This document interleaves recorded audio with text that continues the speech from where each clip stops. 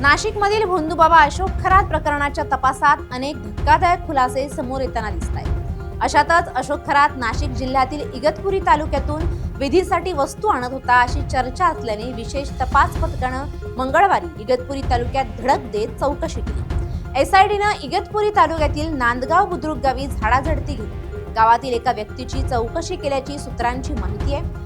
भोंदू अशोक खरात याच ठिकाणाहून काळी जादू आणि पूजा विधीसाठी लागणारं सामान आणत असल्याचा एसआयटीला संशय आहे। भोंदू अशोक खरातला गंडेदोरे आणि अंगठा पुरवला गेल्याचा देखील संशय आहे। एसआयटीने घटनास्थळीचा सखोल चौकशी केली आहे। इगतपुरी तालुक्यातील नांदगाव बुद्रुक येथे राहणाऱ्या एका स्थानिक बाबाच्या घरी अशोक खरात वारंवार येत असल्याचा संशय व्यक्त करण्यात आला आहे। या दुव्याची शहानिशा करण्यासाठी तपास पथक गावात चौकशी करायला गेलं होतं। तपासादरम्यान आणखी एक गंभीर बाब समोर आली आहे। स्थानिक भोंदूबाबा मार्फत खरातला गंडेदोरे, अंगठ्या यांसारख्या वस्तू पुरवल्या जात असल्याची शक्यता व्यक्त केली जाते।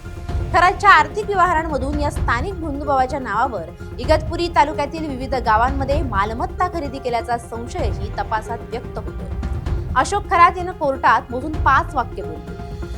मला साप वाघ याविषयी काहीही माहित नाही, हे सगळं पहिल्यांदा ऐकतोय। मंदिरात कधीतरी जायचो त्यावेळी 100च्या आसपास लोक असायची।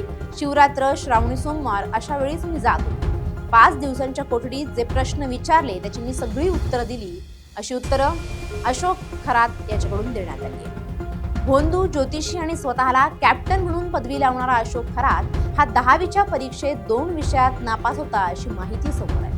त्याचबरोबर त्याच्याकडे येणाऱ्यांनी त्यांची जन्मतारीख सांगितल्यानंतर अंकशास्त्राचा अभ्यास असल्याचं सांगून वार आणि भविष्य सांगत होता। तोच खरात 10वीच्या परीक्षेत गणित विषयात चक्क नापास झाल्याचं उघड झालंय। अशोक खरातच्या शैक्षणिक वास्तव जे आहे ते समोर आलंय। 10वी परीक्षेत गणितात नापास झाल्याची माहिती समोर आली आहे।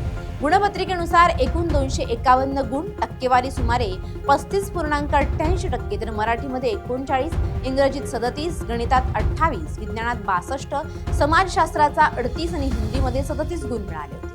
नाव बदलून अशोक कुमार तर कॅप्टन उपाधी लावून जहाजावर अधिकारी बनण्याचं स्वप्न त्याने पूर्ण केलं असल्याची शक्यता वर्तवली जाते।